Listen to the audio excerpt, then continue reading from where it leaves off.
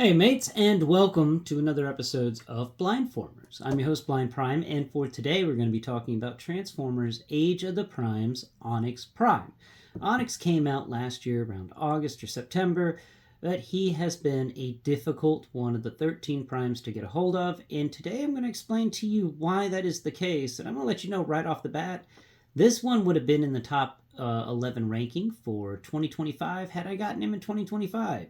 But he is definitely in the top 11 for this year, and I'm going to explain to you why that is in today's video. Please like, share, and subscribe to help me raise awareness for the blind and the visually impaired, and also to reach more blind and visually impaired people. I can't reach them without your assistance. After all, being blind, it's hard for me to see the other blind people.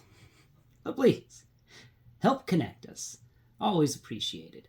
So, this figure today is brought to you by Metropolox, one of my subscribers that, I made that video a while ago asking for some help and assistance, and if you had anything to send, please send it my way. And so Metropolox totally sent me this, and I really appreciate it. It's Onyx Prime, and I have to say, this is of course, partly a blind reaction because I didn't know what this guy looked like. He was from the comic books, and I only learned about the 13 primes after I went blind.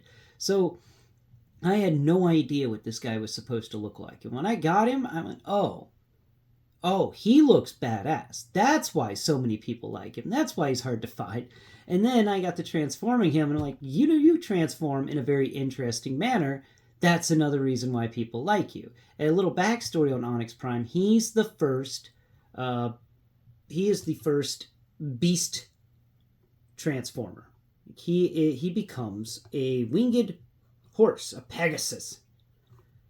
So that's really cool. I think the fact that he becomes a Pegasus and then becomes this crazy figure with wings. It gives me a Silverbolt attitudes. From Beast Wars, it makes me think of that about Air Razor. It makes me think about a lot of figures from Beast Wars. Like this guy just is a representation of many of the Beast features. Like even his legs remind me of Beast Machine's Cheetor. So it's really exciting to be able to get a hold of this guy and talk about him and his robot mode, and then discuss his transformation into his other two modes, because he's a triple changer. Yeah, I know. And he gets a Centaur mode. And we're going to talk about the Centaur mode last, because I just think it's adorable. I think it's a lot of fun. And so without further ado, let's get into it first and foremost by comparing him to the other leader classes. Now, there's only 3 leader classes in these primes, and we have all 3 of them now together. So I can put Megatronus here over on his right, if Megatronus will stand up straight. And that's something I've noticed with the leader classes. So Megatronus, the biggest problem with Megatronus is his heels. He just doesn't have any. And that can get really annoying with your Megatronus because he has a tendency to fall backwards. But they fixed that with Onyx Prime. He's got some nice heels. And they fixed that with Liege Maximo. Liege Maximo has epic heels. So here's Liege Maximo on Onyx's left. And these 3 together are very unique. So I'm going to compare Onyx to Liege first. So we're going to put them face to face. Onyx, please lower your weapon, sir. Actually, we can go ahead and remove your weapon from your hand. Give me your thing. Give me your weapon. Onyx, give it. No. Bad horse. Give it. Thank you. All right, so I'm just going to set his accessory right there so we can talk about it in a bit. First and foremost, let's look at the comparison of Onyx to Liege. And Onyx and Liege are about at the same height. Liege, put your gun down. There you go. Good Liege. That's a good Liege Maximo. Now let's take a look at you guys compared. And the top of Liege Maximo's crown thing and the top of Onyx Prime's Sonic hair, or this hair makes me think, or his helmet makes me think DBZ, Super Saiyan, or Sonic. But they're about at the same height. I think that Onyx is just a little shorter because I've got his legs a bit weird. I mean, his legs are a bit weird. But yeah, he can stand up just a little bit more, but then he kind of falls backwards. So we're just going to lean him forwards. There you go. And one more size comparison with these two. Yeah, they're about at the same height, but not quite. Though I believe their shoulders are at the same height. Yeah, the shoulders are at the same height, but Leech Maximo's shoulder pauldrons are higher because they're placed higher on his body. Weight-wise, between those two, Onyx Prime and Leech Maximo are about the same weight. I think Leech Maximo's a little heavier, but that's because of this big old horn thing on his back that gives him those horns. That backpack is kind of heavy. So let's go ahead and set Onyx down for a second and put Leech over here off to the side.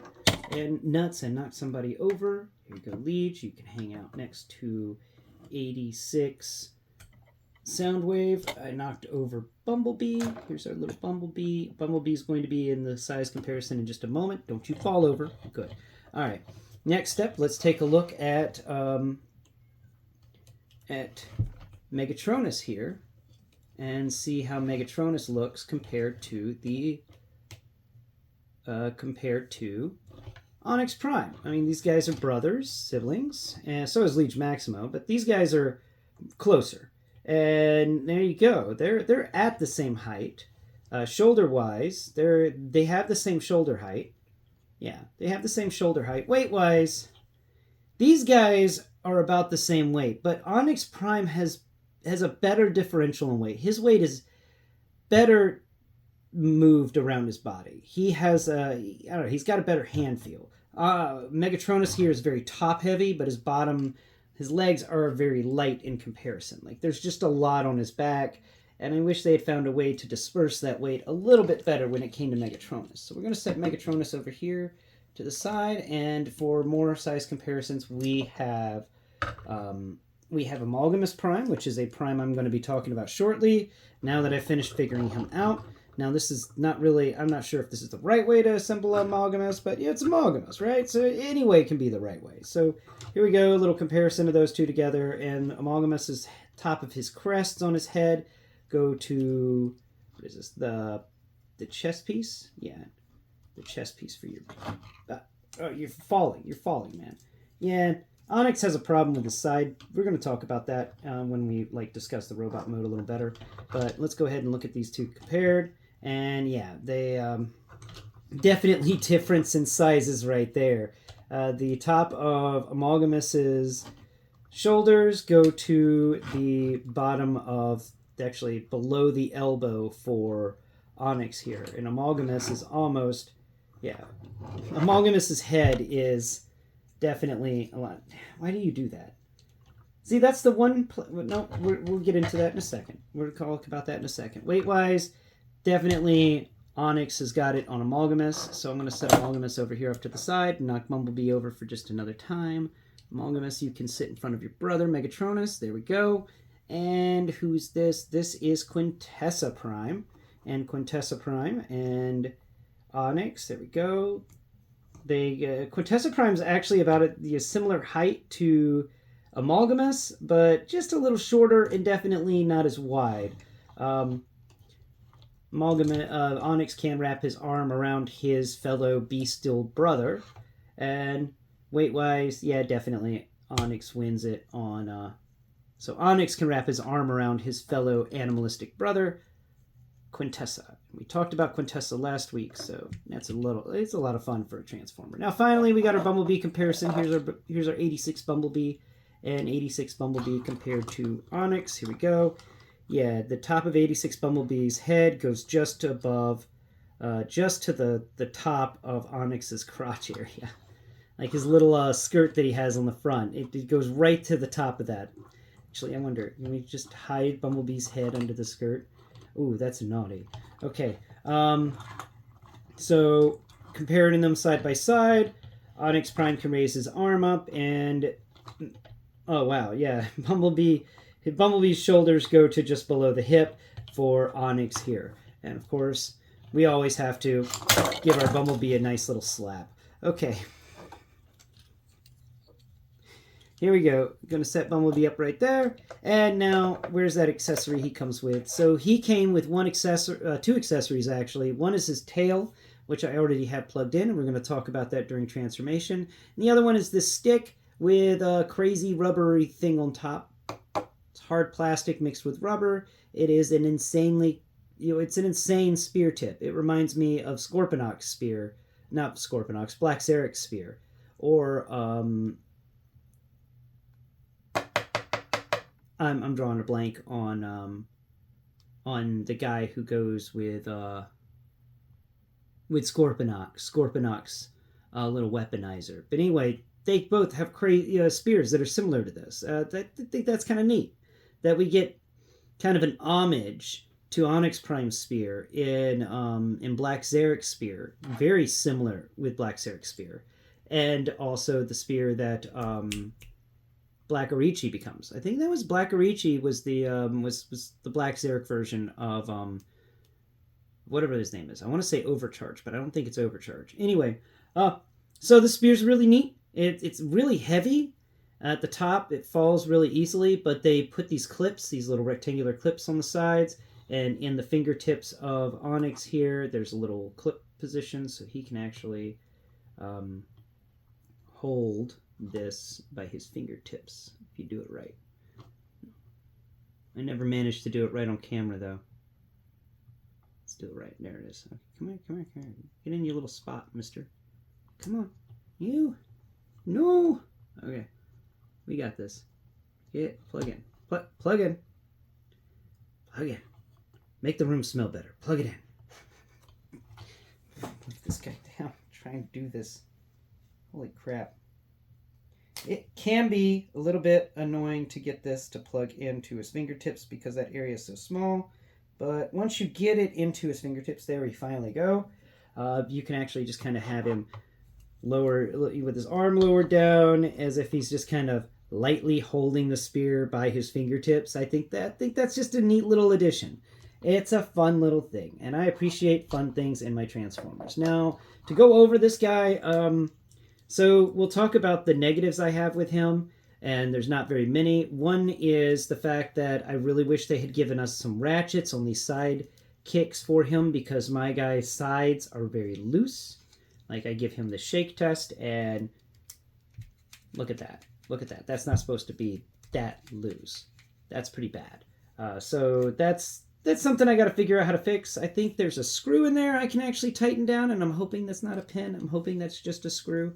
And if it's a screw, I can tighten it down a bit more because it just came loose. But yeah, that is the biggest issue I have with this robot mode, and that's quality control. And I can't really fault the engineering for this Transformer. I can't fault it at all when it comes to that. That is just simply an issue from the factory. Now, his tail is this other weapon that connects to his back end, and that's another little bitty gripe I have with this Transformer. I wish that this tail could actually have plugged into the hand of your Transformer. I think, having his hands, they have those ports, but this thing doesn't like to plug into those ports. It's just a slightly too big, and it would have been cool if that wasn't the case. If this weapon was actually kind of a cool weapon, and he got to wield it like a little sword. You can still kind of put it in his hand, because I've done it before. It just doesn't look right, and I really wish they had given us a port so we could also kind of plug it onto. There it goes. So he can hold it in his hand, but look, it just looks goofy. All right, it looks like he's holding the giant's knife from Zelda. Blank on the word Zelda. So he does get the ability to do that, but I think that it's a missed opportunity with him to not have it plug into, give it back, thank you, sir. Not have it plug into his spear, because I just, I'm a fan of scythes, so if you could have unplugged the spear tip and then taken this guy, and he does have a port there, but the screw's connected to that for combination, but if that could have just plugged onto there, we would have had a really, really cool looking scythe, I just thought that would have been neat to turn his tail into a scythe. And this thing does split in half, by the way. I don't know why it needs to split in half, but it does. It can split in half and become two separate little things. And I don't know, I'm very confused on what I do with this. Once I unplug it, and it becomes these two separate things. It's weird, and it doesn't really seem to be any place to plug it in. So we'll talk about it in today's video. So let me go ahead and put the spear tip back on the spear, and yeah, overall rating for this guy, I like these hooves of the horse that come over each shoulder. I really like his spiky shoulder pauldrons. I don't like the fact that there's a connection port on the ends of them. That's a bit weird, but I do enjoy the really well done chest armor that he has. His cuirass is very, very well done. His legs down here have some really cool armor features and stuff in the thighs. Like, this is the most sculpted figure when it comes to the legs and arms. He's just got a lot of sculpt work done on him. And as a blind person, I enjoy feeling this figure. When I pulled him out of the box, I immediately was like, no wonder people like you. You just exude coolness. I don't even know what color he is, but in my head, he's black and purple. That's just what I got in my head, you know. He may be a completely different color. Let me know in the comments below what his colors are, because I would like to know. But this guy's arms are really well done, though, you know, there's only a 90-degree elbow. His hand does open and close, and it spins. I do appreciate the articulation here in the hand. His arm does raise up at about 90. It can go 360 around. His wings can fold in different directions. They can actually lean up a little bit too. So if you want a different different silhouette, you can lean the wings up. The wings also expand, but sometimes they fall off their mushroom pegs and you just gotta pop it back into place, but you can't expand the wings up. So you can give them a different silhouette entirely. I think that's just really cool. I like the skirt that comes down in the front. I like that he seems to be like a samurai warrior. Like, a lot of these guys exude samurai warrior feel to me, but this one is the one who exudes it the most. And he does have a very interesting feature that you don't see very many times in Transformers. There's only, you know, a handful of times where we get it, but he's got backwards knees. Backwards knees are just really neat, and I like the fact that we get them in this Transformer. Now, let's get into today's transformation. At the end of this, at the end of the robot review, I'm going to have to give this robot an S. I think he deserves the S. He's got such good balance with these heels. You can really do a lot of posing with him, and I'm pretty sure you can do a lot more of him being ninja-like and doing some crazy cool stuff if it wasn't for the fact that these legs are so loose for my figure. So let's get into today's transformation. Without further ado, this is an S on the robot mode in my opinion. And yeah, so to start this transformation off, I think we're going to go horse mode first, and then we'll do centaur mode next, because it's easy to get this guy from horse mode to centaur mode. So first and foremost, go ahead and pick up the legs that are on either side of his head. I just like the fact that it's a horse riding piggyback kind of thing. Though his backpack doesn't really have much in it that deals with the horse, which is kind of neat. So after that, go ahead and grab his chest piece and pull it down. Then make sure that his wings are folded as far upwards as they each will go. So get both of them to fold upwards, because we want his horse legs to be able to move down. And you can actually grab them now and pull them down once you pull those wings or fold those wings up all the way, and just go ahead and lay them down over his legs. So grab that horse leg from there. It's going to fall down and rotate around, and keep pulling it down. Find how it rotates and moves around, and make sure you follow the joint. And then you'll have both legs kind of laying on top of the other leg. Now it kind of looks like he's got a horse sitting on his lap with that. Then go ahead and take this entire center body section, and all of this is going to have to move. So we can move it backwards if we want, but we're not going to move it backwards for this part of the transformation. So we're going to actually move it forwards all the way and make sure that it's all good. Cool. Then go ahead and kick his head backwards. Just push his head back. And then this piece that was his chest armor is actually going to go up and should, if we've done this right, fold into the rest of his face. So we're going to just move him around a bit more. Okay, what's going on with you? Come on. You locked. Why did you lock? You little locker. You're not supposed to lock on me. Don't lock. Okay. down again. Come on now. No, no, not you. I need that chest piece folded down. Thank you. And now sometimes the wings will fall off because the mushroom pegs are a little not good on those. There it goes. Now we got the unlocking. So what we're going to do here is we're just going to kind of move the chest piece around until we can cover the head completely.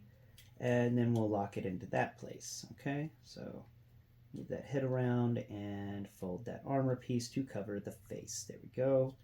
Lower that down. Then we're going to use the this skirt piece that we have. And the skirt piece is going to actually fit around his groin area and lock all that stuff in. Okay, so now we've got a... Then what you want to do is take the horse head from his back and just fold it forwards. And that's going to create the front part of the horse. The chest piece acts as the horse's neck, and this horse is a crazy looking horse. You know, he's definitely eating his Wheaties. That is for sure with this horse.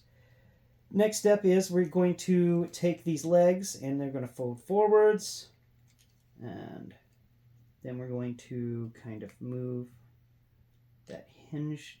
No, we don't need you doing that. Okay, so fold those legs forwards. And the arms here, so the horse legs that were on top of the back legs are just going to kind of move forwards just a little bit, but they don't really go that far. There's not really a joint that moves them, so you just kind of have to set them up to bend forwards a bit more. I haven't been able to figure out how to get these legs to separate from the rest of him and scoot forwards or something. I don't think they actually do scoot forwards. You would think they would, though, wouldn't you? Yeah, you'd think so. So we just got a deal. All right, so we're just going to close that up here. The horse mode is not his strongest mode, just so you know.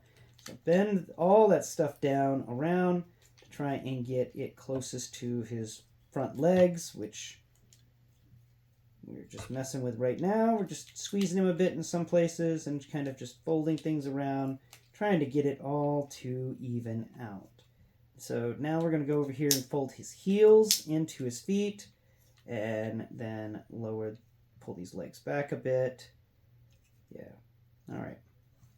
Make sure he's straightened out there. His back legs and his front legs are all straightened out.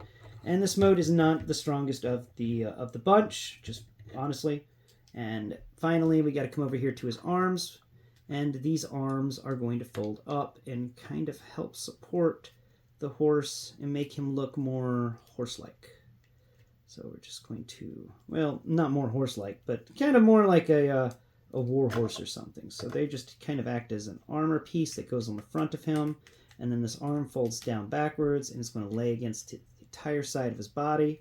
Just rotate it so that the elbow is facing outwards. Okay, so there we go.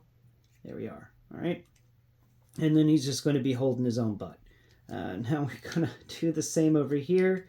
I mean, after all, these guys weren't really hiding from anything. Their alternate modes were just to make them more powerful in order to fight Unicron. They didn't have to hide from Unicron. They were just straight up built to destroy Unicron. You know, like Android 16 was built to destroy Goku. I don't know why I'm thinking so much Dragon Ball lore today, but whatever. It works, right? Dragon Ball lore FTW. Now, let's figure out why this arm here is not arming the correct way. You just got to bend it downwards, I bet. Yeah, that's right. So that gets bent downwards, and I disconnected the arm from the rest of the arm. There we go. Popped it back into place. Now we got to figure out where it bends. Okay, it bends there and there. Okay. So that arm is going to go between the legs all the way down to make this body thicker, I'm assuming. You know, first time I've ever dealing with a transforming horse in Transformers. Weird. It's just odd. So we're going to do the same with this guy over here. Bring that arm around, and then make sure that elbow is twisted over so that it's folded down. And now hopefully both of these arms will even with each other. Nope, that didn't happen. Where did the other arm go? Arm, why are you up there now when you're supposed to be down here? Rotate that elbow. There we go. And rotate that elbow there. There we go. And these armor pauldron pieces are supposed to just kind of scoot around, and hopefully it looks nice, you know? That's what we're trying to do here. We're trying to make it look nice, because I'm not sure exactly what to do. And I got it wrong again. No, I did this right during practice. What in the world? So, move that arm. Yeah, move the arms upwards. Kick that leg down. There we go. There we are. Now the arm's going to fit top of the leg and give him a little more thickness in his body. And then this arm's going to go up here, go on top of the leg, give him a little more thickness in his body. There we go. And then his shoulder pauldrons, I guess, just kind of hang out on the front. Doesn't seem like they connect to anything. And the horse mode is definitely the least mode, or Pegasus mode I should call it, because it totally has has wings. But there we go. Pegasus mode acquired. And Pegasus mode is not really, it's his least favorite mode, in my opinion. It's not the best. His arms hanging out here at the top, whereas his hands are just curled up around his butt. Oh, we have to add the tail, which is this weird scythe blade we talked about earlier. That just kind of comes up here, and we're going to plug it in right at the top. Right there. If it will plug in. Will you plug in up here, or do I have to plug you in somewhere else? Oh, there it is. Let's just pick up that thing, and then we're going to plug it into the top of the bottom of the skirt, or the back skirt. So we're just going to move that piece around, plug you in there. Come on. All right. And this plugging this last guy in is never really good, in my opinion. It's got some problems. Never wants to stay right. And I just go, why not 5mm ports, man? They worked well. They're great connectors. I really appreciate them. And I don't think I'm the only fan who does. There we go. Got him his tail. He's got his crazy big thick back legs, which we can kind of fold up just a bit to make him a little less obnoxious. There we go. I do wish there was more transformation with the legs. That's a part of this transformer that I'm a little sad about. I'm like, I wish there was more I could do with the legs. I like a transformer that has transforming all over the body, not just in a couple of parts. And the legs, all they do